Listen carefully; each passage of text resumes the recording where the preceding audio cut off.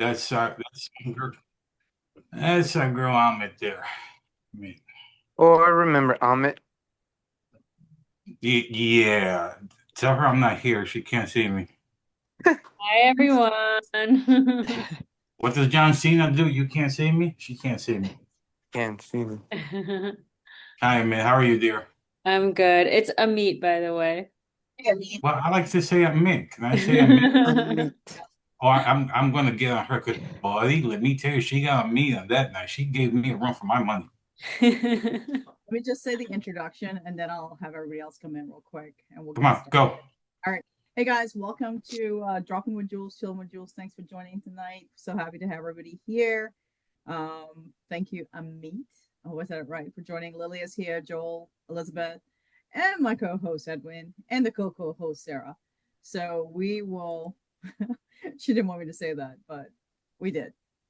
And Chad just texted me and said he's in the Zoom link. So if we just want to say welcome, Amit and Chris, if you want to do intros real quick, and we'll get Chad in here.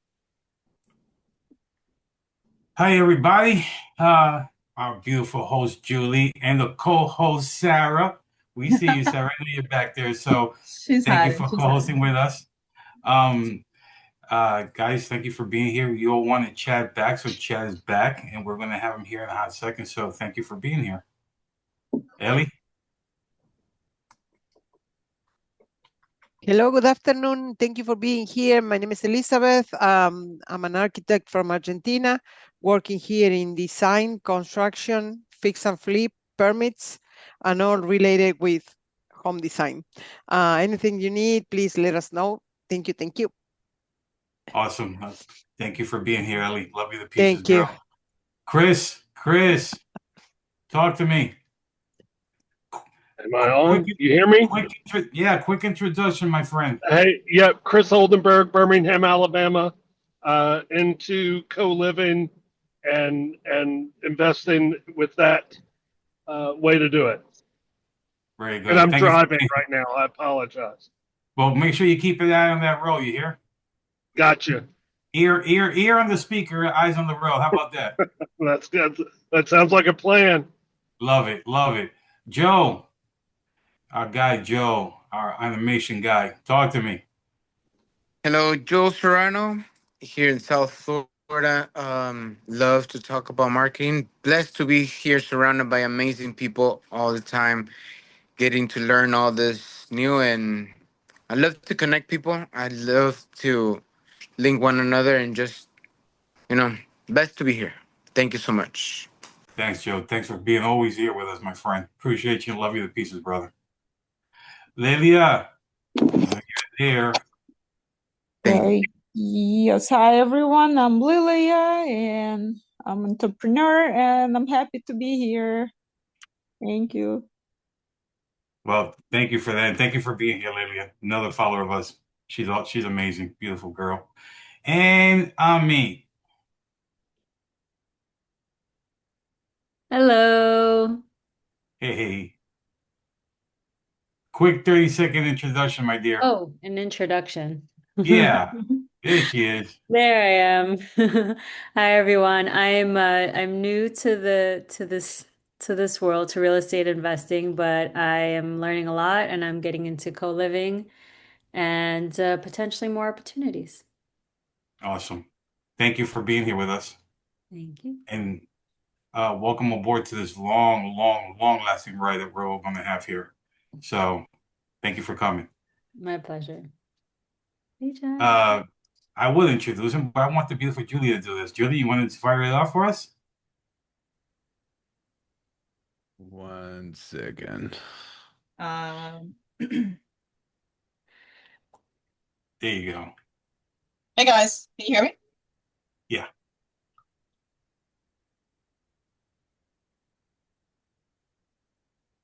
Chad, you there? Yep, now I can hear you. Can you hear me? All right, perfect. Yeah. Yep.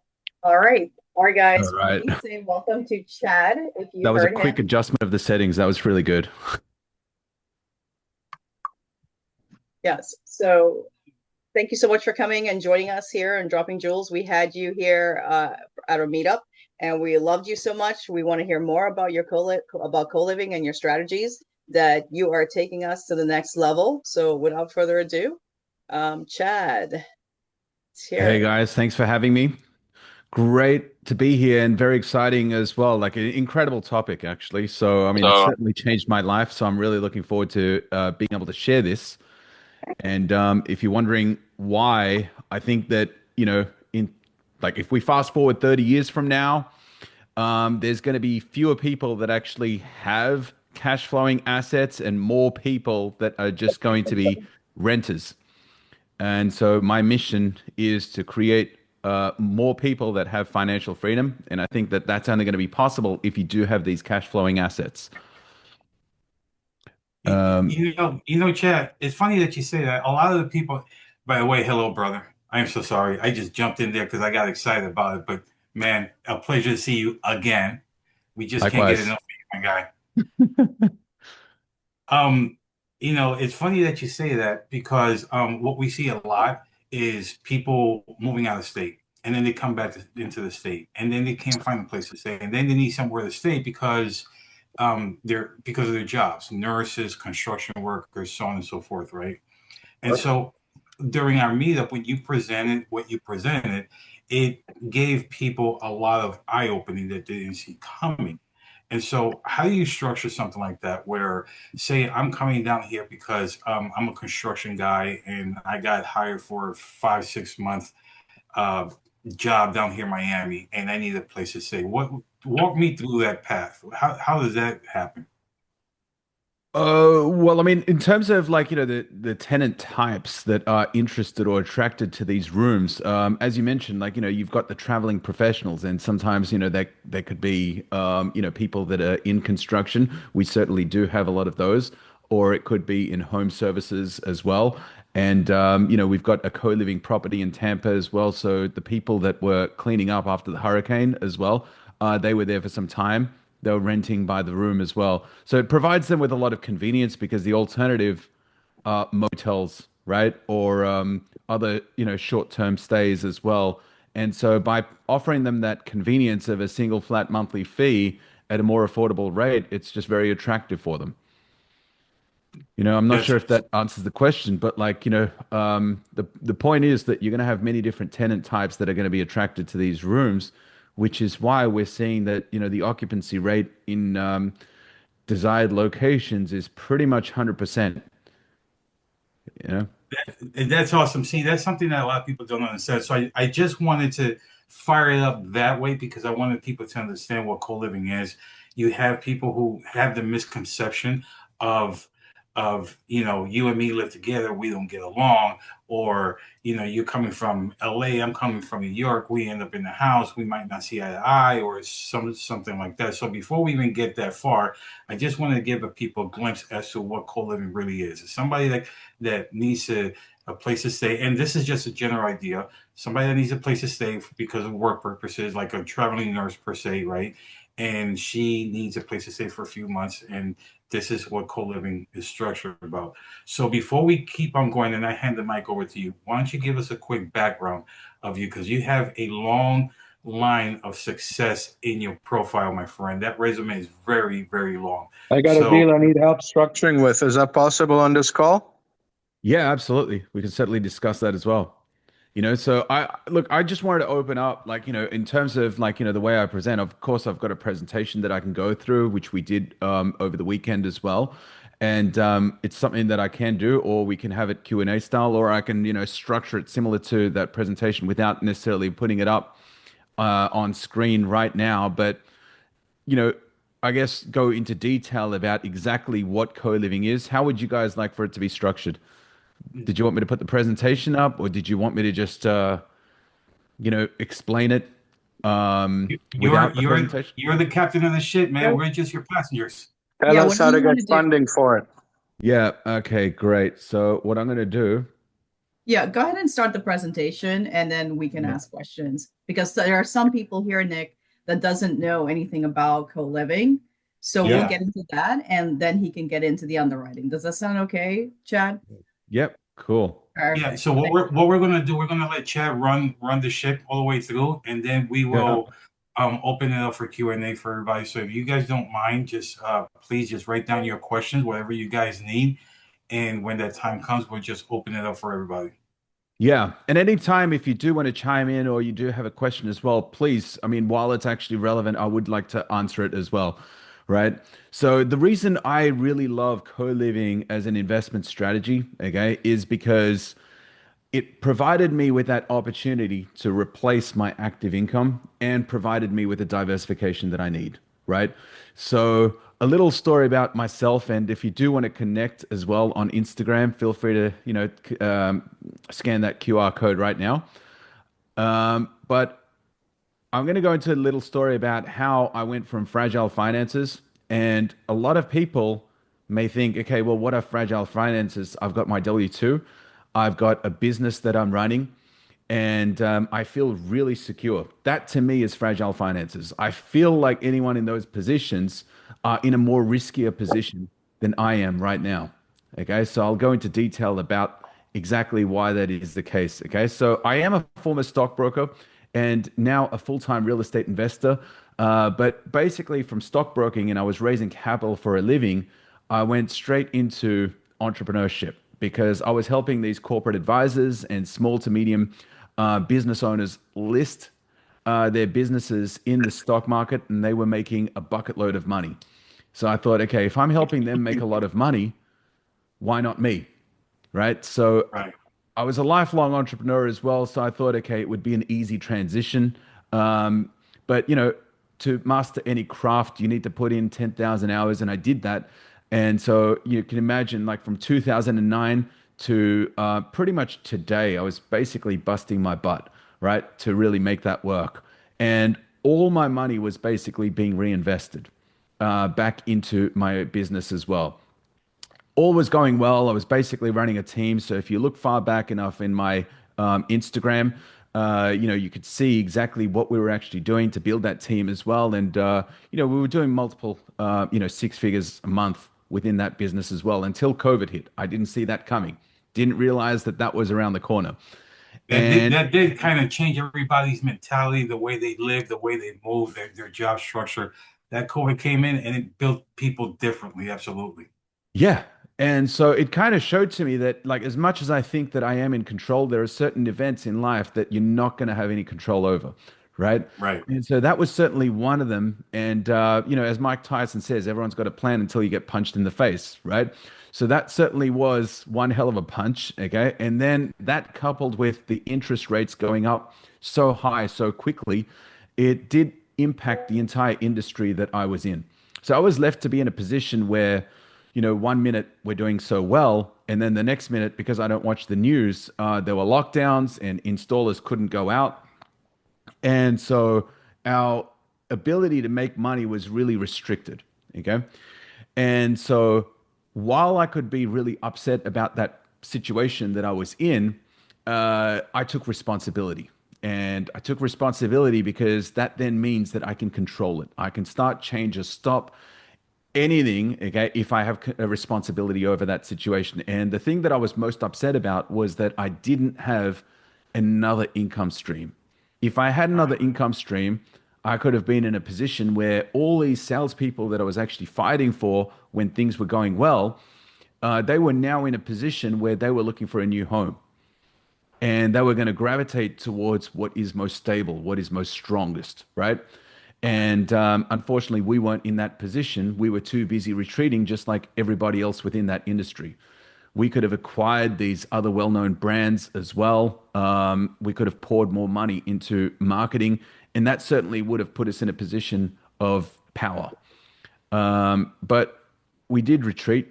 And so it is what it is. And now that I've taken responsibility, you can see why I've actually, gone into real estate with as much enthusiasm as I have, right? The whole idea was that it was actually going to be a side gig, but as I saw the opportunities, I decided to spend full time in real estate. So, So Chad, let yeah. me ask you something before we keep going. You went at this full time. How long have you been doing the co-living part? And well, actually, how long have you been doing the co-living part? Uh, Pretty much about 2 years. 2 years, and you Yeah. literally scaled that. I mean, you've been the mastermind of co-living down here, and I haven't seen somebody with a lot more heart or passion like you. So where does that come from? Because you can't just tell me, oh, I decided to wake up one day and say, hmm, Yeah, no, absolutely. Look, because I've tried my hand in so many different things, there comes a point where when you identify an opportunity, uh, you decide, okay, like this is it, and you go all in, right? So, because, I've seen many different businesses, I've watched many different entrepreneurs as well. They talk about how you actually need to, find that drip, right? And so you chase that drip, and then what you want to do, okay, is sorry, like the spurt, okay. right, Grant Cardone talks about this in the 10x rule. But then once you actually do find it, you achieve mastery within that. Okay. And that's when, like, most people say it's getting a little bit too difficult. So they pivot, or they think, okay, the grass is going to be greener if I do fix and flips right now because this is actually getting a little bit too difficult. But I just followed that principle, right? Where, you know, accept that you are going to experience more problems than you anticipate. right, And you need to put in much more effort than you think, right? So when you do actually pursue that, I knew that the opportunity was really good. So I wanted to be in a position where, um, you know, I welcomed all the problems because I wanted to tackle them very, very early on. Because my goal was I wanted to scale this, right? right. So Makes sense. yeah. So, I mean, it basically came into three stages for me, and I want to define exactly what that indestructible income stream is, just so everyone has an understanding, because I can tell you what it meant for me, right? The first one is replacing the active income, right? The second one is diversifying, okay? And then the third one is multiplying, right? So, replacing the active income stream, I just put a figure on that, and it was $10,000 a month, right? And How do I achieve that's what you 10,000? ran with. Exactly. And now because COVID, completely destroyed what we had, I thought, okay, diversification is incredibly important, right? So with the little amount of effort that I've already, well, I mean, you're acquiring a lot of skills in the beginning, just through that one investment class, co-living. And so by really sharpening that craft, how can I achieve diversification with little effort, right? So it was going into different markets, setting up different LLCs as well. So then that way I'm getting that asset protection as well, right? So that was giving me that diversification, but at the same time, every time I open a new property, it's a new income stream. And that's what diversification was for me. The Right. reason that is important is because recently, I mean, I've got a property in Tampa, co-living as well. Two hurricanes hit last year, back to back. The first one flooded the place. The second one, I was starting to read reports about how they're going to create a brand new category because this thing is going to be huge. It's going to be disastrous, right? So you can imagine, how much I was sweating during that period, but it wasn't actually all that bad. But imagine if all of my co-living properties were just in that area there. Yeah. Yeah, that would be a disaster, especially for insurance company. Well, yeah, especially for the insurance company. But if my livelihood actually depended on that income stream, okay, then it would have been destroyed just through that one hurricane. So that's why, investing in different markets was incredibly important. But also within co-living, there are so many hidden benefits that people are not aware of, but you've got to be intentional from the beginning to take advantage of all of those benefits that co-living actually offers you, right? So for me, some of those things, and I'm going to cover them in this presentation as well, is things like, just capital raising, right? Or being able to optimize to increase your rental income, partnerships, or shareholder management, investor relations. So all of those things really sets you up for multifamily, right? But it's not just multifamily, it's basically like if you're capital raising, you're essentially going into private equity territory, right? You can create partnerships with other experts and start investing in businesses and so forth. That's when you're really truly getting scale, right? And that's what creates the indestructible income stream, in my opinion. Yeah, Okay. yeah, makes total So sense. I mean, yeah. they're the gurus here, so we got to follow them. Yeah. So, I mean, co-living is just a vehicle to create that indestructible income stream, but the aim is to actually create that indestructible income stream, right? So, I mean, I saw the opportunity because, I mean, in the beginning, when you're investing in real estate, you follow what everyone else is actually telling you. And at the time, it was, hey, look for cash flow within long-term rentals. And I Right, was doing that and I found it, but they were in markets that weren't really appreciating. So cash flow in the absence of appreciation isn't as valuable, right? So I really wanted that appreciation as well. So that's when I started looking outside of those particular markets. And of course, like, you're not going to be able to find long-term rentals that do cash flow. So got into mid-term rentals. And I know that some people are achieving great success within mid-term rentals, but the fact that you have one door, one tenant, if there's no tenant, then there's no revenue coming in, right? right. So that to me, in my opinion, was just not scalable. And yes, I do want to achieve mastery, but you've got to think about the sophistication level as well. There's only so much time that you want to spend into, building relationships with insurance companies and like for example businesses as well. So we do have some midterm rental properties as well, but I've converted all but one into co-living, right? So and that's just because it gives me more predictability as well, right? So I lived in a co-living home. If you can tell from the accent, I grew up in Sydney, Australia, but Miami is now home. And if you quickly do a Google search right now for Sydney real estate prices, you'll see how ridiculous prices can actually get, right? Yeah, So they're insane. I heard you and Carlos talk about it. Yeah, yeah, so I mean, here, there's like people are, starting to panic now because like, rents are above mortgage rates as well. But sorry, mortgages are above rental rates. But in Australia, you've got some properties that could be, 7, 8 grand a month in mortgage, but you could be receiving about $2,500 in rent and they still think it's a right. great investment, right? Which doesn't make any sense because they're only relying on growth. But 15, 16 years ago, I was living with my friends. These guys are like, really high income earning individuals, like, lawyers, management consultants. But it made sense for us all to live together because it was obviously cheaper, but their savings rate needed to be faster than the growth rate of these homes, right? So because a two-bedroom townhome in that area is 2 million bucks. So to save like $500,000, even as a high income earning individual, it's going to take some time, right? So we So, all lived yeah, together and we had a great time.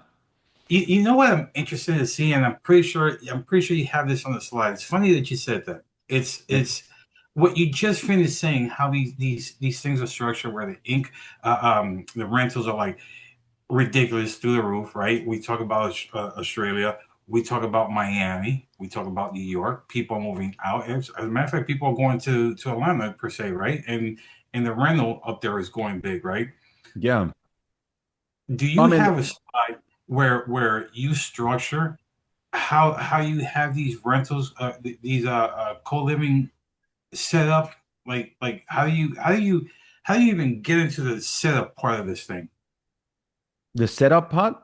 Yeah, so how do you find these things? How do you find these rentals, these homes, and then turn them into co-living in order for you to maximize your rental? Well, I mean, when I was living with my friends, I mean, like the knowledge of living together with strangers was mainstream in Australia because of the real estate prices. So 3 years Right. ago, like, when I got into real estate here, it wasn't really as common because I had, some people calling and they're like, hey, do I have to share the bathroom or I have to share the house with complete strangers? It's like, no, I don't want to do that. Whereas now, that same demographic is calling and saying, I don't even need to see it. I want the room. I love the location, right?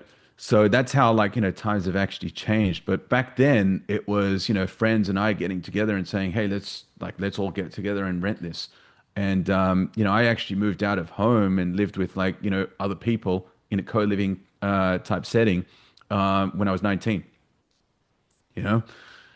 Gotcha. Yeah, but I mean, since then, because my intent was like cash flowing properties, I've since amassed a $3.5 million portfolio. So at the moment, there's 15 properties. There's like another two under contract right now. So we are looking at scaling that. But if you're wondering like why I'm so aggressive in my growth, uh, my vision is Sam Zell, right? So if you haven't heard of Sam Zell, he's got an amazing book, and I would recommend getting the Audible version as well because he's got, like he's an old man. I mean, he's since passed away, but like, in his voice, it feels like he's basically sitting down right next to you talking about his story. But, he just grew very aggressively as well. And so that indestructible income stream has just become so important because I've got a chip on my shoulder, right?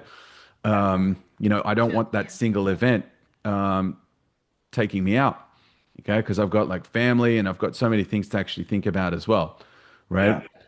So basically, like, you can be in a position where you don't necessarily need to have as many properties. I can show, like, exactly how many properties you actually need so you can work backwards to determine how many you need to replace your active income as well. But as far as like, what is co-living, this is a floor plan layout of a property that we have actually purchased. Okay, so as you can see, just here you've got the garage, dining room, living room, kitchen, and the three bedrooms to the right-hand side of the house. Okay, now co-living is optimizing that space for additional bedrooms, right? So we've turned the dining room, the living room, the garage into extra bedrooms. And as you can see here in the top right corner, we've created a hallway so these other rooms can access this bathroom here. And then there's another bathroom here. So that's bathroom number two. So what we're doing is providing fully furnished rooms, fully equipped kitchen together with all the appliances, the washer, dryer, the utilities, internet, the monthly cleaning and landscaping, all for a single flat monthly fee. And so that's how one of the rooms looks like as well. So if you want to take a tour of this house here, scan here. Okay, so I'm just going to move you right there as well so people can scan. But that's basically going to give you the virtual tour, and that's exactly the link that we also send to any tenants who are interested, so they can see exactly what the house actually looks like. Because once they are interested, then we invite them for a showing. So why is co-living important? We all know about how affordable housing or the lack of affordable housing is impacting all of the United States right now. Okay. I can literally show you some messages, from people, because when you do offer them this convenience, it's a big, big help for them, right? So cost burdened are those people who are spending over 30% of their income. Severely cost burdened is when they're spending over 50% of their income on not only the rent, but all the utilities as well, right? So, I mean, some more facts here as well. But I mean, at the end of the day, like we know that if it's an issue now, it's only going to become a bigger issue. And I think that co-living is a great solution for solving that crisis. So just so you've got an idea, if we were to rent this same property, we would be getting $2,000 a month. But as a co-living, we're getting 2.75 times what we would as a long-term rental.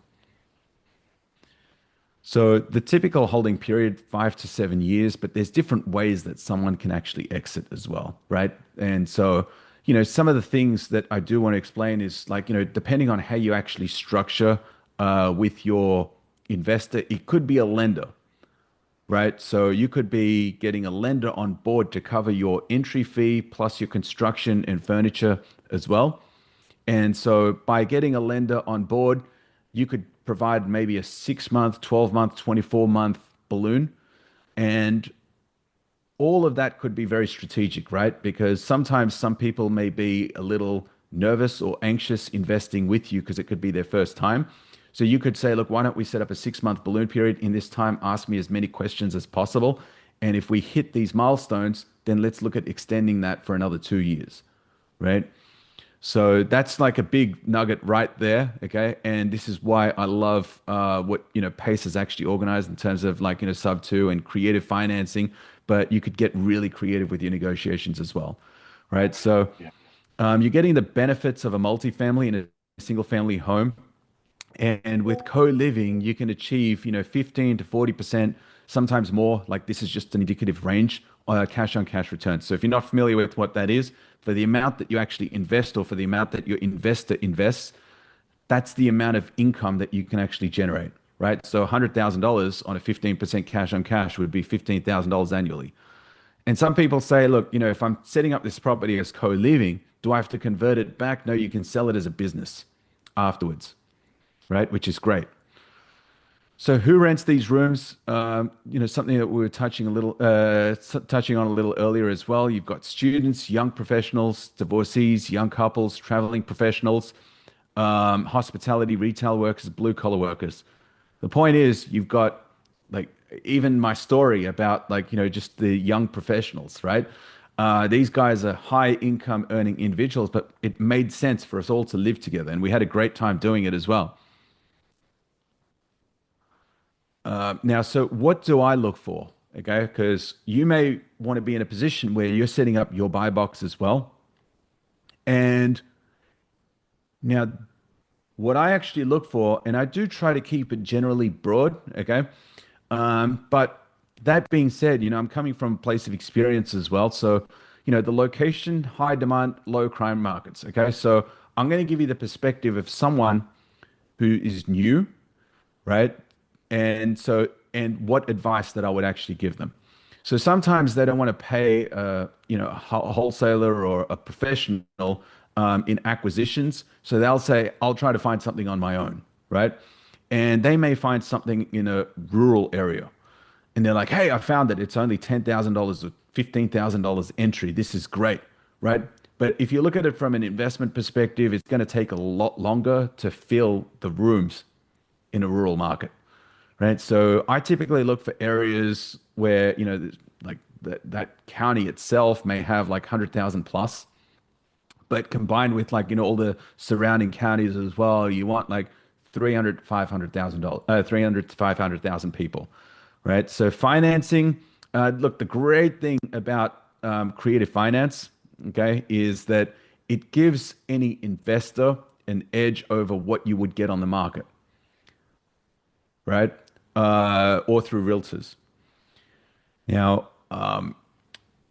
like for me, this is great because from my lens, I want to make sure that I'm actually getting something that is not as easily accessible to other people because this makes it attractive for investors. They say, wow, how did you actually get something? For example, we recently closed on a property in Converse, Texas, okay? And that's at a 2.75% interest rate. Now, are we always going to get that? No. But, that's like the type of investment quality that we actually go for. And creative financing provides that opportunity. So, in terms of bedrooms and bathrooms as well, 3 bedroom, 2 bathroom, 1,800 plus square feet. That's pretty straightforward. Construction, I'm looking for something turnkey. Some people, they may be, beginners. They may say, look, I want to get something distressed, but they may not have any experience in fix and flips. And so you're just basically adding a layer of complexity when it's not absolutely necessary. You've got to be very clear on your target. Now, my target was replacing my active income $10,000 a month, right? So some people, to avoid certain things, they add so much complexity that it stops them from getting started. Now, the cash on cash return minimum 15%, total cash invested 80 to $120,000. So this is an example, and this was actually one of the first co-living properties that I purchased as well. Would I buy the same one again now, knowing what I know? No, but this was still good, right? So the purchase price is $315,000, converted from a 3-1 to 6 bedroom, 2 bathroom. The total rental income on this is just under $4,500, but the total expenses are about $3,200, and that includes what I'm paying my investor as well. So I net $1,237.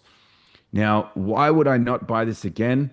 Well, I'm adding complexity, right? So I added a second bathroom, and I had figured, written down how much I'm going to need for construction, and I went to my investor and received the investment. And 70% of the way through construction, they said, "Hey, we thought that we were going to be able to reroute the pipes, but we're not going to be able to do that. You're going to need a septic," and that cost $12,000 that we didn't account for. So I've never been in a position where I had to do a capital call with any investors, and I wasn't prepared to do that with the first one.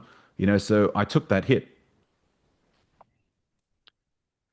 So common mistakes that people make, they buy small, unsuitable homes. Now, you don't want to conversely, they actually look for a home run. Now, as a beginner investor, you're not going to find a home run. If you do, that's fantastic and that's great. But if you're looking for that home run as a very first deal, it can actually stop you from getting started, right? What you want to do is not buy, like you don't want to buy the wrong home. Okay. And I've seen one person buy a 3-bedroom, 1 bathroom, 1,000 square foot home, and they said, "Hey, this is my co-living property." I looked at it, I'm like, well, where are the extra rooms going to go aside from the living room? And if you pay for all the utilities and everything, it's just going to put you in a position where you're going to be losing money because all those expenses are just going to, be higher than the amount that you actually bring in. Right. Yeah. So they choose low population rural areas. They, properties with HOA restrictions. They choose an area where there's very, very strict local regulations. They have insufficient parking spaces, so it could be 2 or 3. Things like, too many cars parked out the front in wrong areas. That's going to be red flags for local city inspectors, right? And if you're not cutting the grass or something like that, things like that could actually trigger code compliance as well.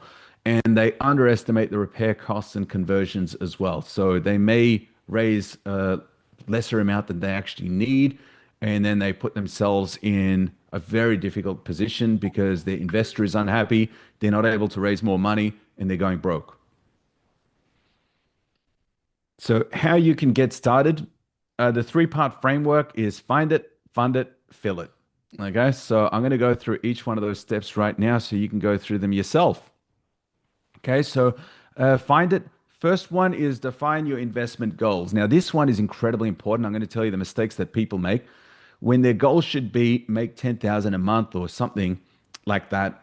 Okay, instead, if you look at their actions, you may think that their goal is to become a wholesaler, right? Because they're like, okay, cool. I'm going to get into co-living, but I'm going to start with wholesaling. Now, there's an entire learning curve to wholesaling, and it's going to take an incredibly long time. You're going to learn negotiations.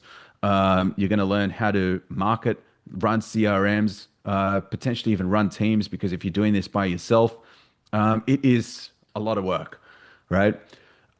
Instead, what I would actually recommend is just pick that income target and choose the least resistant path to achieving that income target.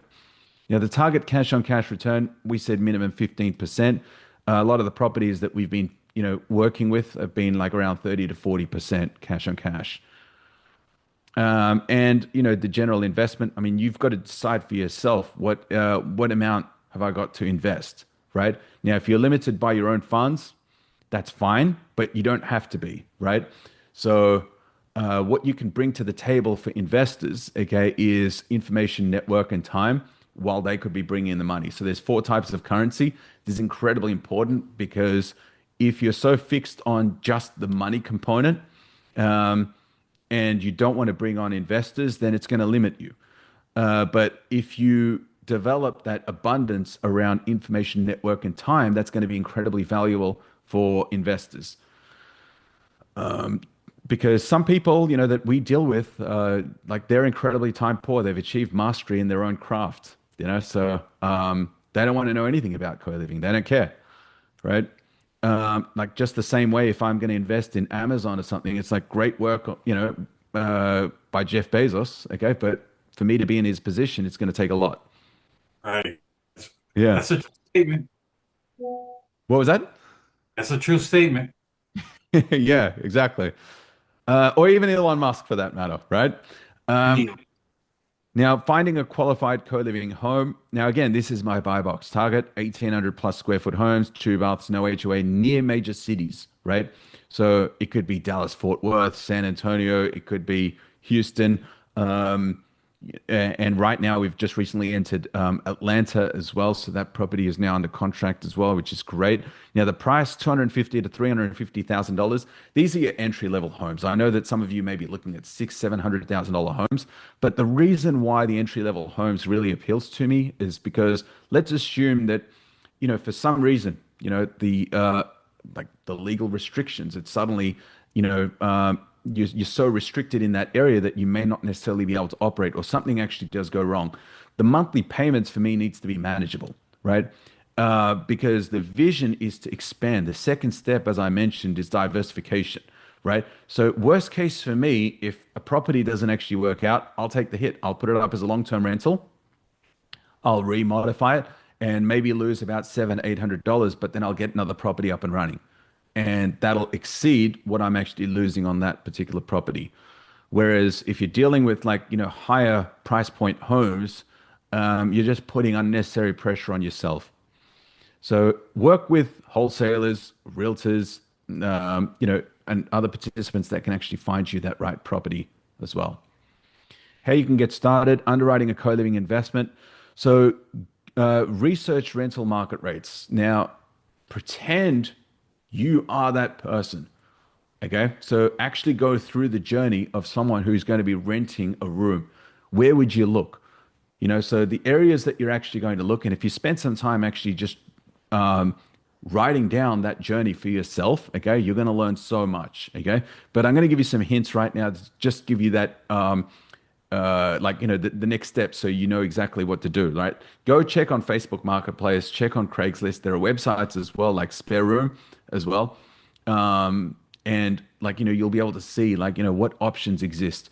And if you're going to do an underwriting because of the legal compliance, I believe in strength in numbers. Go to padsplit.com and see who else is offering rooms in a particular area.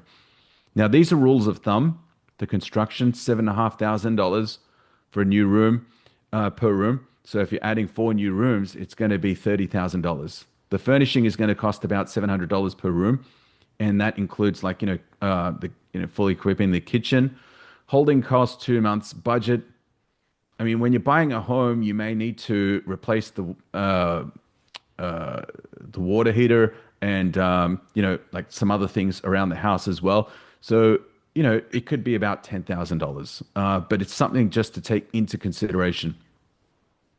So as I mentioned, if you're going through that journey, you're going to see comparables on Zillow. So for this, you've got a room, it's $785. It doesn't have a private bath. It's unfurnished. Address not visible, but it's 9.9 miles from distance. Now, pad split comparables, Fort Worth. So you can see how much these guys are charging as well. So if I can see that correctly, it's like 168 per week. But it shows you the condition of the room, the type of furniture that they actually have as well, right? Now, in my example here, so it's $30,000 plus 7 rooms times $700, so it's $4,900. The holding cost for 2 months is $6,000, and that includes all the utilities and so forth, because it's going to take me about 2 weeks to fill all the vacancies. And then for the extra repairs budget, it's going to be about $10,000 as well. Like this could be electricals, it could be other things. So about $50,900 just for the construction. Now, floor plan principles and considerations. Now, generally, I mean, for rooms, I prefer them to be about 100 to 120 square feet, right? That's going to give you enough room to fit a desk, a chair, and, you've got your TV and just room to move around. I feel like, if the room is too small, you're going to get higher turnover, or it's going to attract the type of demographic that you may not necessarily want, right? And it's just going to cause a little bit more headache as well. So I prefer people, that are going to stay for the longer term, that are very happy with the rooms as well. So, I mean, if they're going to, stay happy, then you're going to sleep incredibly well at night. So a window or door is required for each one of the rooms. You've got an outlet ceiling fan, heating, cooling, and the bedroom to bathroom ratio. Generally, I like to stick to 4 bedrooms to 1 bathroom ratio, right? So if, for example, you're looking at something and you're like, hey, perhaps I can get 9 bedrooms out of this, but it's going to be 2 full bathrooms. Look, as you're filling the rooms, when you get to about 7, 8, you're going to start to develop a relationship, and one person is going to stand out and be more responsible than others. You can just ask them, like, how do people feel? Like, is there a like long wait time to use the bathroom? And if there isn't, that's when you can, fill that extra room. So this is actually a screenshot, but like, we put up posters around the house. Okay, so we assign all the parking spaces as well. So then that way you're basically creating an environment that minimizes conflict, right? And that's because we want people to get along. And just on this as well, we actually create a group chat as well, because think about when you're in a hotel or a motel, right? And there could be people staying on either side. They could be making noise, but you're just going to get frustrated. Resentment grows, and there's no way for you to actually communicate. And maybe through like a third party, but we create a group chat, right? So that group chat is basically an opportunity where, and we tell people up front as well, like if you want to announce something such as clothes are left in the washer or the dryer or there's dishes in the sink, please post it here. And so before anything boils over, they announce it in there and then something is done about it. Fund it. Look, this is where I recommend you be as creative as possible, right? Because you're getting really high cash on cash returns, okay? And there's different ways that you can structure it where the person who is investing will be very happy and you'll be very happy as well. But you need to be a sustainable business, and that's incredibly important. So, as part of what we actually do when we're speaking to people, sometimes people want to be investors, but they don't actually know that they have access to funds, right? So, it could be equity within their home, it could be their retirement accounts. They could borrow against assets as well. So, we've got one gentleman right now who's got a really cool Mustang and is going to be borrowing against that Mustang as well. And that's going to be a good rate, right? So that's going to be really cool. So you can get secure real estate loans and you can partner with private investors as well. Yeah. So now that you've actually purchased your co-living, what do? Right? So 2 weeks before construction is actually complete, we order all of the furniture. And that's because while all the contractors are there at the property, they can bring it inside. But, if you've got guys there with all the tools as well, you can negotiate how much you want to pay to, get them to assemble it as well. But if there's a team in there, it's probably going to take them a day or two. If you're thinking about doing it yourself, like it can take a week or so. It's great for content, but to actually do it as like a business decision, not a good idea. Okay, because I'd rather get tenants in there much sooner. Now, I buy the appliances from Home Depot. This is just from experience, because if you buy it from Amazon, to get it sent back, it's a pain in the butt. Whereas with Home Depot, so much easier. Right? So advertise on Facebook, Craigslist, use Spare Room, Roomies, Roomster, but start advertising post closing. Get that waiting list happening, right? So I try to optimize for time, cost, and quality because I've got investors involved, right? And I want to make sure that they're actually blown away by the investment, right? So I'm not just going to outsource it to some other property management. We do offer that service to other people, okay? But the intention behind it is we want to actually develop relationships with the operators, right? But we're looking at everything from the lens of an investor, right? And we want to make sure that it is optimized for those things. Now, challenges that new co-living investors will face. Look, when it's a newbie who is underwriting a deal that is being presented to them, by the time they've actually underwritten something when they don't really have too much underwriting experience, and then they want to sit on it, wait, think about it, I've already purchased it, right? Realistically, if I see something that fits within the buying criteria and it's really, really good, we make that decision instantly. Okay, so they lack the wholesaler relationships. They're very slow in underwriting and decision making. And because they also want to get into wholesaling themselves, it actually delays them from achieving their income target, their actual true goal, right? So that's some of the things that, look, I mean, I know that I'm actually going through this very quickly, okay, because I don't want to bore everyone, but I can't stress this enough. If you've got a target, you want to make sure that you've got the like least resistance in achieving that target. And you know, I mean, again on this as well, like, so what is the actual solution? Okay. Look, there's a book, Who Not How. Okay.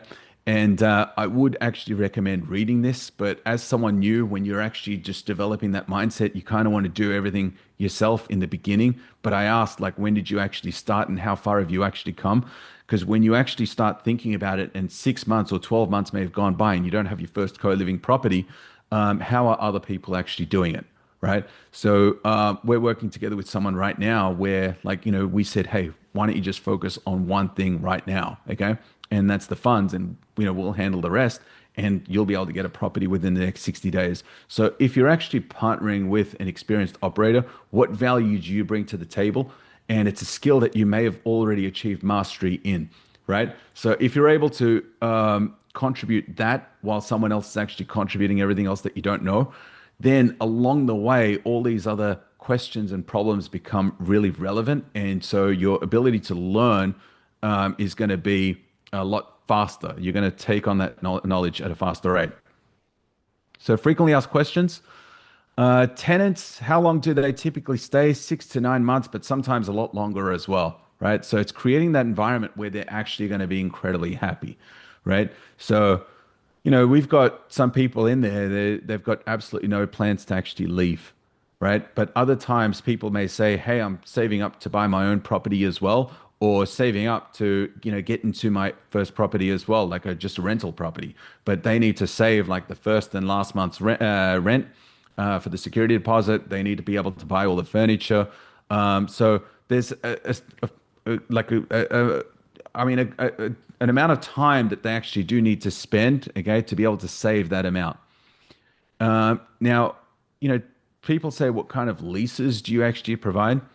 Well, if someone has got like, 550 to 600 credit score, they can be your best tenants, right? Because it really depends on their, like, their circumstances. But a lot of these people actually want to really improve their credit as well. So they will be great and they'll stay for a really long time.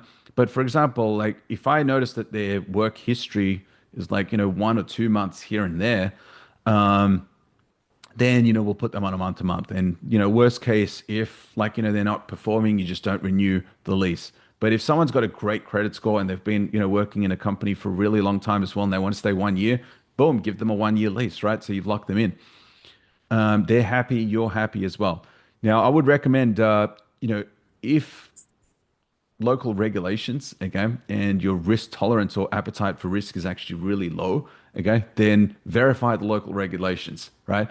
And go to local meetups and find out how others are actually operating within that particular market. So what you want to avoid is just negative surprises, right? Because if you're familiar with, what the problems are and how people are overcoming them, you can then decide if it is something that you actually want to take on or that you're confident with. But my recommendation is, choose low restriction markets, but I am operating in some markets where there are regulations in place, but all trends right now. So actually, do a search right now on Google, the frat house bill in Texas. So it'll give you an idea as to, what the regulations are trending towards, right? Basically, it's all positive. So property management best practices. I get like, asked this question a lot because look, operationally it is incredibly, I mean, it is heavy, right? So think about like, what you're actually comparing to, right? So for example, a long-term rental and, you know, like I've always owned businesses and we've always managed teams remotely as well. And so, the reason I do mention that is if you have the belief that you have to physically be there, okay, then you're going to create systems around that belief, right? Now, I want to run something as a business, and my belief is that I don't need to be there. In fact, like if I'm there, I don't know what value that I would contribute if I were to physically go to the property. Now, if someone said, hey, there's a burst pipe and it's leaking, I don't know what good I would do if I was there. Like I'm looking in the ground, water's coming out of the ground. I wouldn't know what to do, right? So I'm able to actually be a lot more valuable, okay, by being elsewhere, like in my home, for example, and just calling an expert and sending them there and developing the systems to be able to identify these experts and being able to manage these experts as well, right? And more importantly, you want to actually build a team that is able to do those things as well. So, I do everything remotely, okay? And we do have teams that actually manage all the tenants and the properties as well. So we screen the tenants thoroughly, okay? So there's a full background credit check, but as they're walking through the property, we jump on a FaceTime call. So if, for example, someone wants to see a property within the next 5 minutes, we're able to offer that service. And that convenience is the difference between like fast bookings or slower bookings. But that doesn't mean that we're negligent, right? So what that means is like, that, yeah, like we will open the door for them virtually if, for example, any of the tenants are not available. Because another thing that we do is like if tenants are there and like, you've developed a relationship with one person, we call it the co-living assistant. They're basically able to show them around, but we also provide them with like a list of questions to ask, like, are you currently working? How much are you earning? How long have you been at that place for? And if we were to call your landlord right now for the place that you're currently living in, what's the worst thing that they would say about you? And when you've got, them on the spot, typically, like, they'll be very honest as well because they don't have time to think of a lie, right? And then you say, like, if we were to do a background and credit check, would there be anything that may come up that may influence the outcome? And, just pre-frame it as well. So that, because some people will just ghost you, right? So, they may have a 550 credit score and say, oh, well, screw it. Like, this isn't going to be an opportunity for me. But you say, look, we are actually very flexible. So as long as we know what the story is and the evidence backs that story, we can be flexible. And you just want to create that environment where people can be very open and honest with you. And honestly, I think that, something like that really helps for the long term as well, because they feel understood and they feel safe within that environment. Um, Credit 550 to 600 preferred for the reasons I mentioned earlier. Now, in terms of evictions, I say evaluate case by case. Now, preferably no evictions, but if someone's had an eviction like, 4 years ago because of COVID or something and they've lost their job and like it's a mother and son or mother and daughter or something like that, it's like, okay, well, I mean, of course you do further research, but like, in some cases, it's fine, right? I always get a half-month deposit as well. And I require a 30-day notice to vacate as well, right? So then that gives me that time to fill that vacancy. And in one situation, as one person was moving out, another person was moving in. The person moving in drove that person that was moving out to the next location, which is awesome. So month-to-month leases, weekly leases. So look, sometimes if people have like, difficulty in paying or something like that, I do provide that flexibility. So again, it's the difference between fast bookings and slow bookings. Sometimes you've got couples as well. Like as long as I know about it, it's fine. But like, I'll accept like one couple per house, but otherwise it's too many people in the one house. Certain pets are allowed, like, if it's under 25 pounds and they're going to keep them in the room, then I'll be fine with it. Now, again, it's very circumstantial, right? Because you may have like a garage that was converted into rooms and it may typically be a lot more difficult to rent these out. But if you've got someone with a pet and they're actually happy with that, chances are they're going to stay in that room for a lot longer as well, right?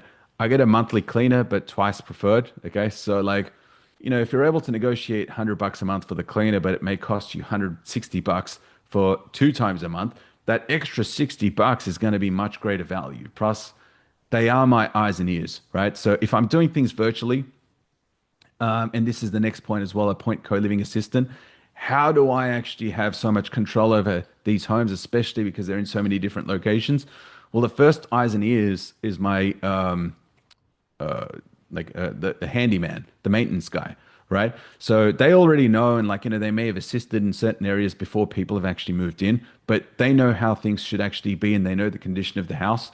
And so if they see that something is actually being mistreated, they'll let you know, right? The second the second one is the cleaner. They go in twice a month, right? Or once a month. And so, like, they know exactly where all the posters are, how things should actually be assigned, the fridge, and like, the rules around the house as well. And so, we ask them a bunch of questions as well, right?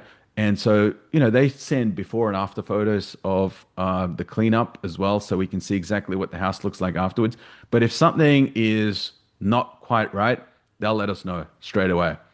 And the third one is just like a residential assistant in student housing, we appoint a co-living assistant, right? So, and these are things that we've actually systemized as well. But think about, like, for example, the smart locks, the batteries in the smart locks, right? For the front door or for the rooms. But, if fingerprint access needs to be added just for convenience for some of the tenants as well. Like, you've got that one person who's incredibly responsible who does set those things up. And if dishes are piling up in the sink before it becomes an issue, these are the people who will let you know. So we don't actually tell other people in the house that this person is working with us because you don't want things withheld from them. You want like the inside goss. Okay, so this is a mole right in the house, and they kind of tell you, and then it's like if, for example, people are saying, okay, like a sofa would be fantastic here, we just make it magically appear and they feel understood. It increases retention, and people feel like their minds are being read.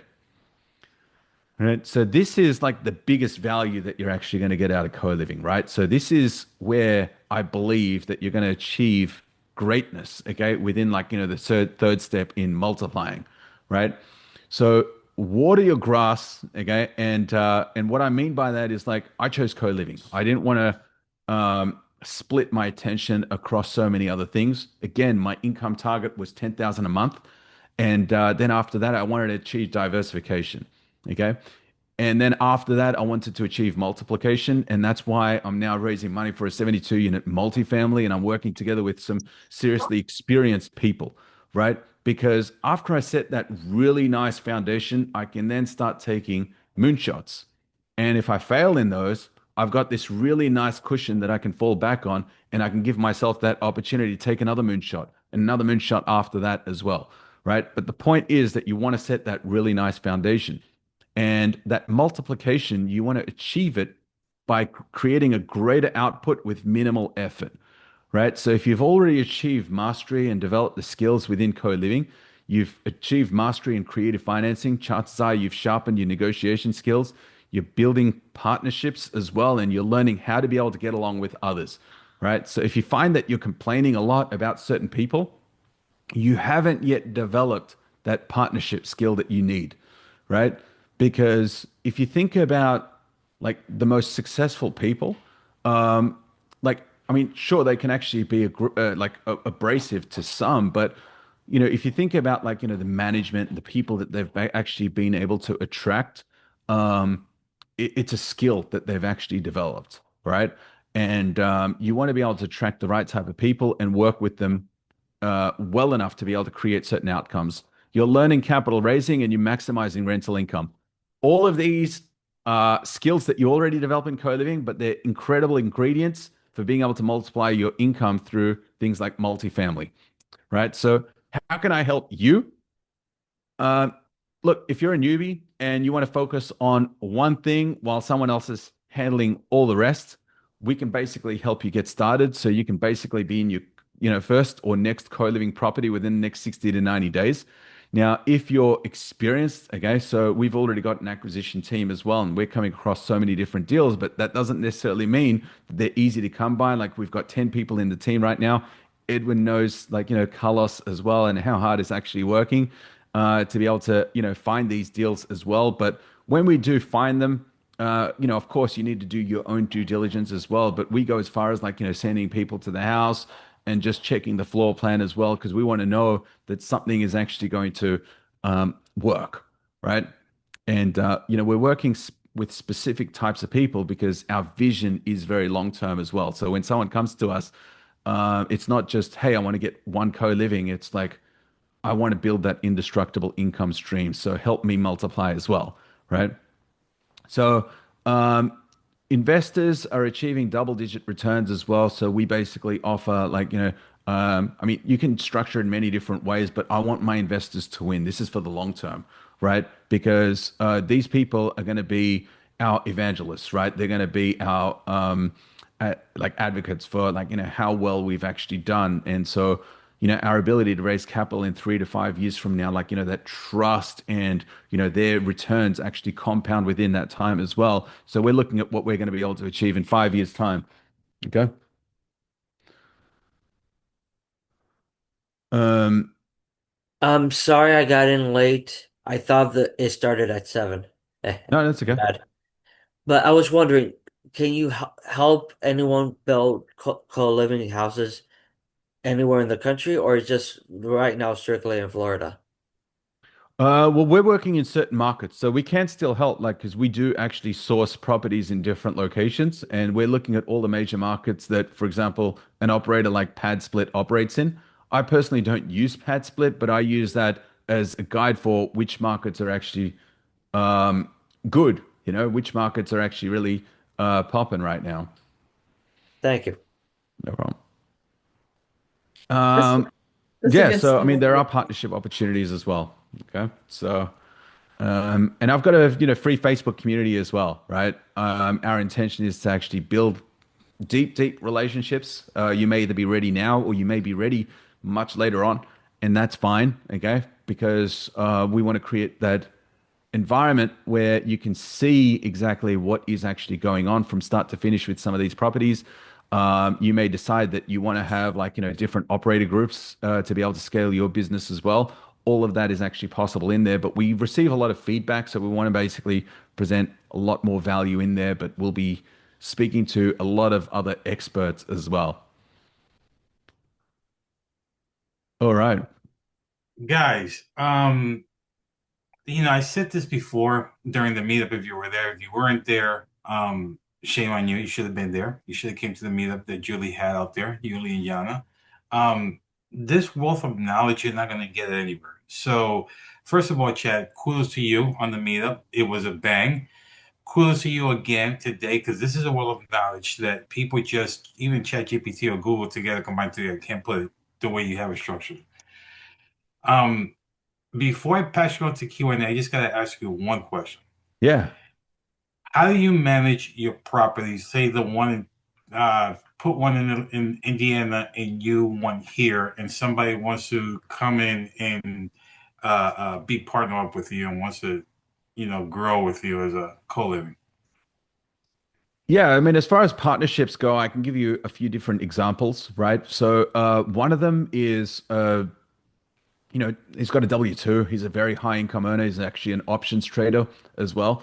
And so he's got absolutely zero desire to, learn anything about co-living, right? So, sorry, I've actually got my golden doodle behind there as well. So she may actually bark any second. Shelby. You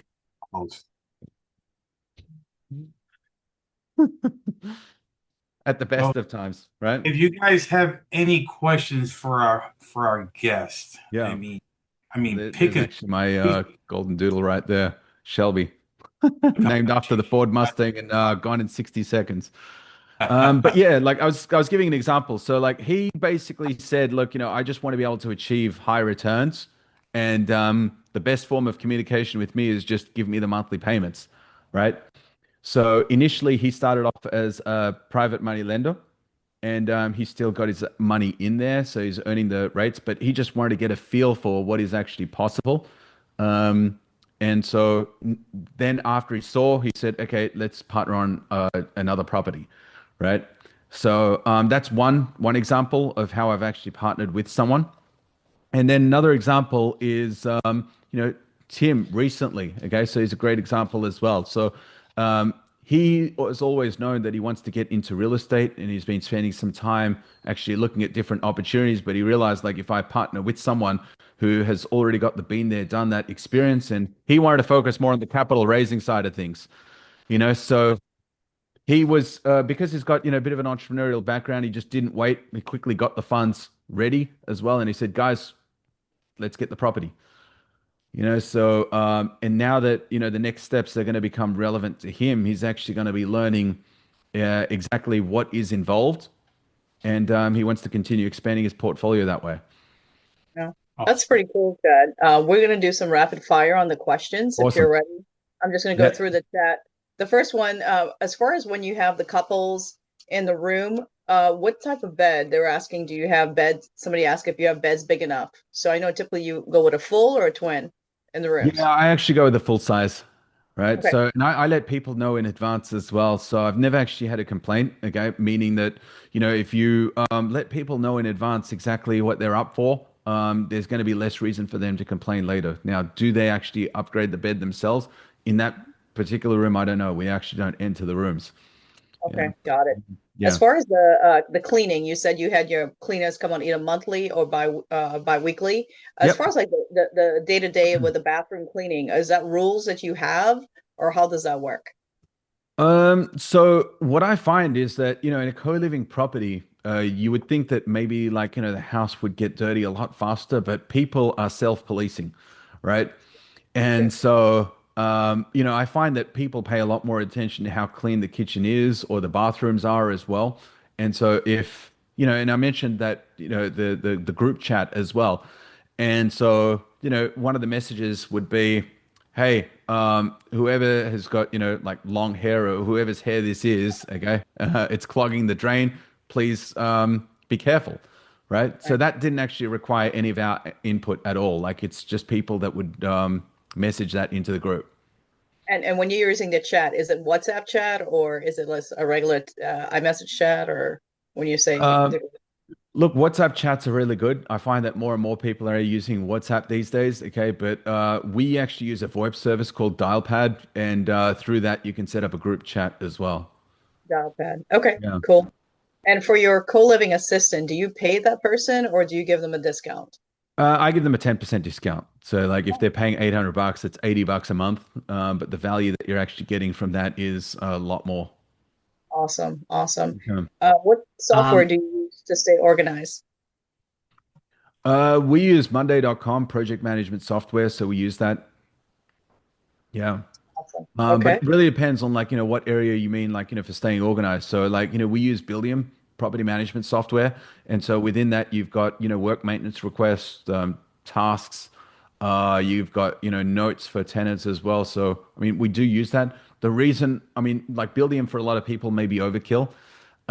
So, there's other service providers out there like rentready.com.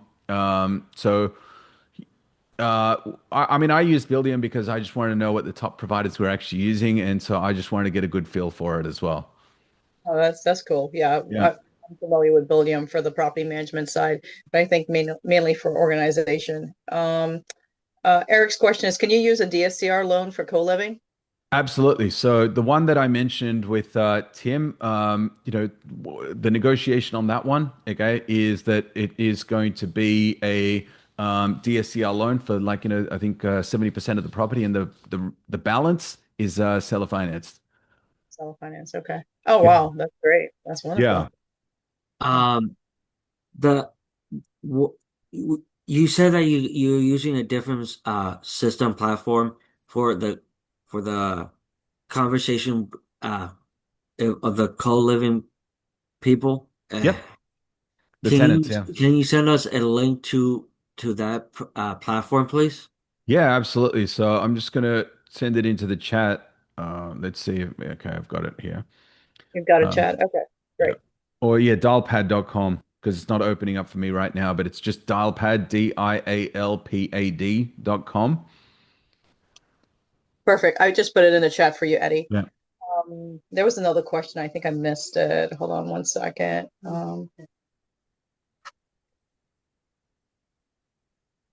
Ellie said, do you pull permits for your additions? No, because it's all, within the house as well. So I mean, we don't pull permits, but it's within the house, right? Got So it. it's nothing on the outside. All right. And someone requested if you can share your presentation, you can send it to me and I'll email it to everybody that Yeah, attend. absolutely. Okay, perfect. I think that wraps up the Jenny asked, any occupancy permit required?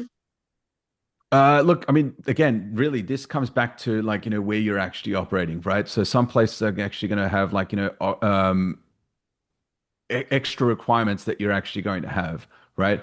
And so what I basically do, and this is like, my belief as well, like, so I'll give you a little bit of a background, okay? I had a beverage company at one stage, right? So it was the opposite of Red Bull. It calms you down rather than give you wings. And that's because in stockbroking, we're all really, really stressed, right? And so the only option that we had when things go pear-shaped is go downstairs, have a beer, and then go straight back up. And so oftentimes, when you're having a beer, you're not even talking, you're just digesting, what has just happened and processing and like, there's like literally zero communication, but all you're doing is like calming the nerves and then going straight back upstairs and continuing work again. So when we started this beverage, I found out a lot about the industry, right? So we're all very familiar with Red Bull right now. And at the time, the amount of caffeine that it had was actually restricted, right? So they couldn't manufacture in Australia at the time, but I would look up like, regulations in United States as well and the history of that. But it was too much, right? So what they would do to get around it is manufacture in New Zealand and then they would ship it to Australia. But when it became too big for the local regulators to fight, they basically changed the laws to accept it. Now, I believe, and if you look at like, the growth of just pad split in general or co-living, and you can look up keywords to like Google Insights to see how much that word is actually trending, and it has increased as well. You'll be able to see how much it's actually proliferating, right? And so if you look at like the trends in regulation as well, and that's why I recommended Frat House Bill, you'll see like what the regulations are trending towards.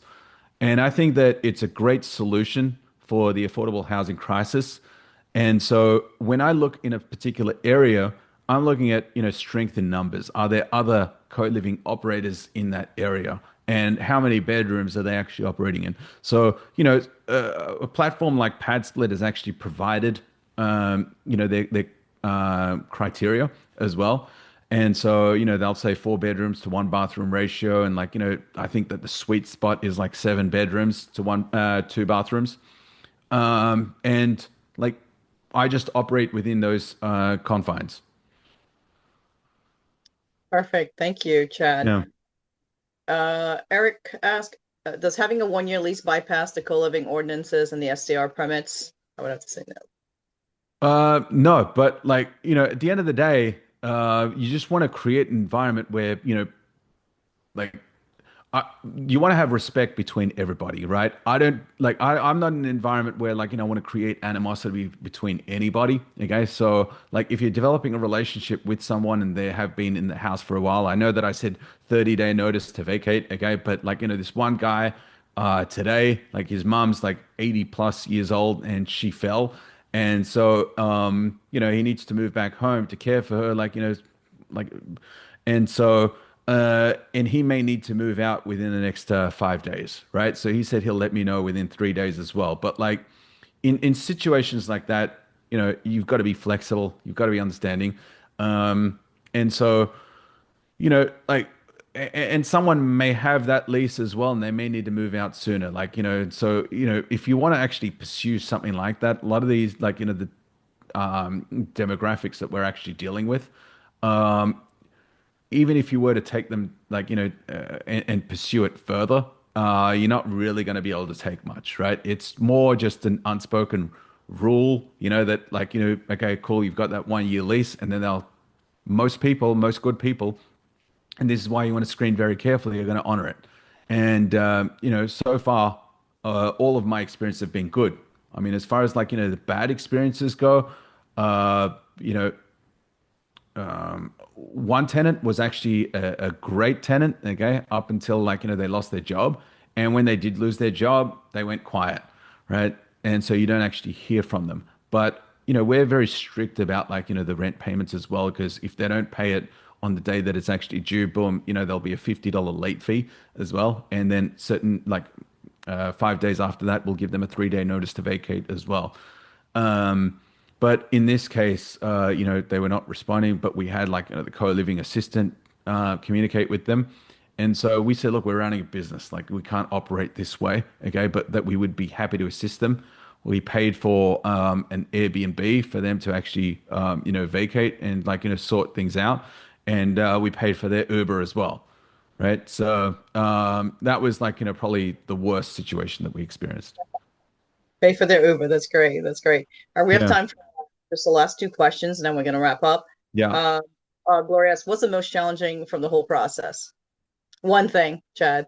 I guess finding the right deal flow, okay? Because you want to make sure you get the right deal. That You know, makes sense. that's basically going to set you up for the second, third, fourth, fifth. Okay. Yeah. And Eduardo, do you rent a house co-ed? Yeah. Yeah. So, I mean, it could be, mixed gender, but at the same time, it all depends. Like, you want people to be able to get along. But what I find is that, I asked a friend if, it would matter if, an 80-year-old moved in with, in a house where, there's younger people. And, he said he doesn't. He doesn't. And since I've done it as well, it hasn't been an issue. People get along really well. Wow. Wow. Yeah. That's awesome. Wow, this was so informative, Chad. Wow, you Yeah. dropped a lot of jewels and we totally appreciate it. I mean, we loved you at the meetup and thank you for wanting to come back again and give up your time. We No, really thank you guys so much as well. And to be honest, I mean, the love is mutual as well. Like what you guys are actually putting together and bringing all these amazing people together as well.